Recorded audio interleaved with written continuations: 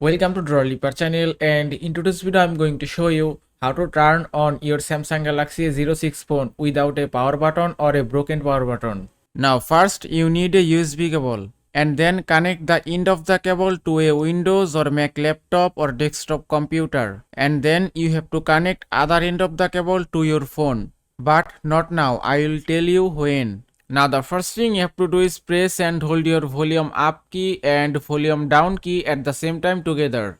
Now just do it. And then take the USB cable and connect to your phone. And make sure that the other end of the cable will be connected to the laptop. Then you can see this screen. And now you have to be very careful.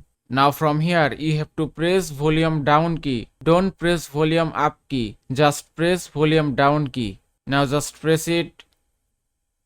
And now you can see the phone is starting. And now you can remove the USB cable. And you can see the phone is turned on. And that is how you can turn on your Samsung Galaxy A06 phone without a power button or a broken power button. I hope this video was helpful. If it was, please give it a thumbs up and don't forget to subscribe.